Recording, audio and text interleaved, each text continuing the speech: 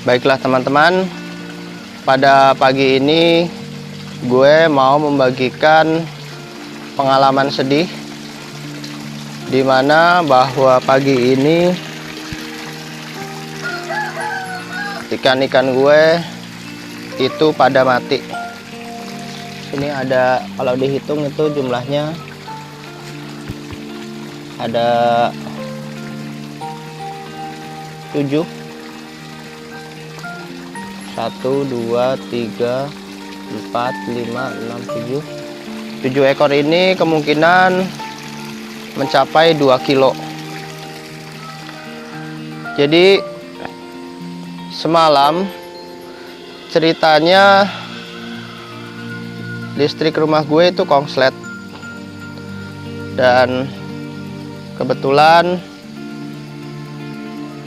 malam juga itu adalah malam Jumat, di mana ada rutinitas kegiatan kampung, yaitu kegiatan baca Yasin bersama di musola.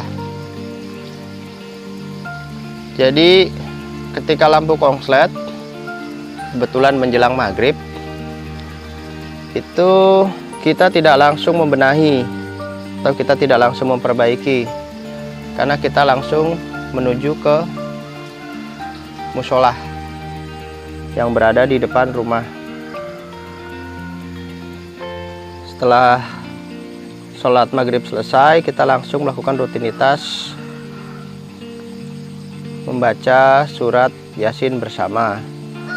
Kurang lebih waktunya adalah 1 sampai 2 jam. Alhasil mungkin karena terlalu lama didiamkan, ikan-ikan itu mabok, atau ikan-ikan itu pada kekurangan oksigen. Hingga akhirnya gue dan bapak, maksudnya mertua gue, itu berusaha untuk mencari titik kerusakan di rumah. Akhirnya prosesnya berjalan, dan di sela-sela itu kita juga menyempatkan untuk langsung memberikan tambahan daya listrik lewat genset. Tapi ternyata kelihatannya itu sudah terlambat. Ikan sudah terlalu lama menghirup amoniak, ataupun karena jumlah di dalam kolam sudah terlalu padat, karena banyak sekali makhluk hidup yang ada di dalam kolam tersebut. Salah satunya adalah bakteri positif, di mana bakteri positif kalau dalam kolam bioflok itu ditunjukkan pada vlog-vlog yang seperti di sana. Sebenarnya untuk kolam ini, atau kolam yang mengalami kematian pada pagi ini, itu kita tebar hanya 500, kurang lebih hanya 500. Tapi memang karena pertumbuhan yang begitu signifikan atau begitu cepat, karena kita juga mengaplikasikan sistem booster di sana, alhamdulillah di usia 2 bulan itu ikan sudah sebesar ini, kawan-kawan. Ini kurang lebih sekitar 300 sampai 400 gram. Jadi ini kurang lebih, kalau di ini ya, gue zoom, ini kurang lebih kalau di kilo, ini 1 kilo bisa isinya 4 atau bisa juga 3. Minimal untuk ukuran seperti ini itu berat ikan bisa mencapai, masing-masingnya bisa mencapai 250 gram. Kemarin gue juga mencoba mengambil beberapa sampel dari kolam di sini. Itu sudah mencapai 1 kilo ukuran 5 pada usia 2 bulan. Usia 2 bulan dan baru menghabiskan sekitar 1,5 karung untuk tebaran 500 ekor. Yang ingin gua bagikan tips ataupun triks ke kalian adalah sebisa mungkin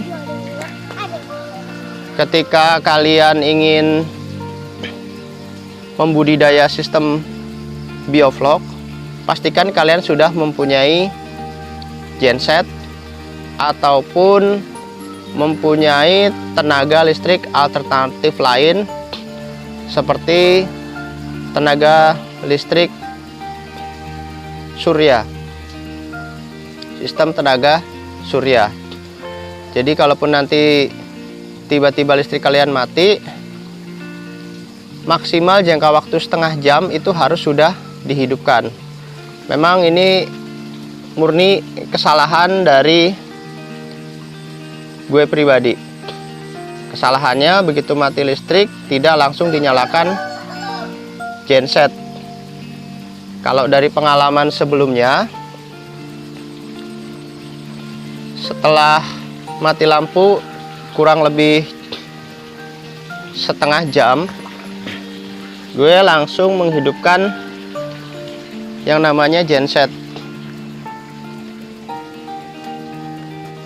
Alhasil ikan tidak ada yang mengambang. Jadi pasokan oksigen yang ada di dalam kolam itu selalu terjaga. Dari sini gue dapat pengalaman bahwa yang namanya kebutuhan oksigen di dalam kolam bioflok itu adalah mutlak harus dipenuhi, karena untuk mendukung sistem bioflok ini. Jadi salah satu alasan kenapa ikan tumbuh besar di kolam bioflok adalah asupan oksigennya, selain ada bakteri pengurai atau bakteri positif. Gue saranin buat kalian untuk menyediakan genset jika kalian ingin membudidaya kolam bioflok. Jadi teman-teman bisa membeli genset yang ukuran kecil. Nanti ada mungkin reviewnya, gue kebetulan juga punya contohnya genset yang kecil, dan nanti gue review juga sama genset yang besar. Setidaknya ada untuk pasokan atau untuk menghidupkan mesin blower atau mesin oksigen untuk mensuplai kandungan oksigen di dalam kolam. Ini dari semalam itu udah gue langsung coba di treatment. Di treatmentnya adalah salah satunya penggantian air. Jadi semalam udah dibuang airnya. Ini kebetulan kolam pembuangannya di sini. Buang airnya kurang lebih 3/4 kolam, diisi ikannya diisi air yang baru, dan sampai sekarang juga masih gue isi air yang baru, karena memang untuk air di lingkungan gue itu agak sulit, jadi ini prosesnya 2 kali. Semalam diisi mungkin hanya 1 kotak, dan ini kita lanjutkan di pagi hari.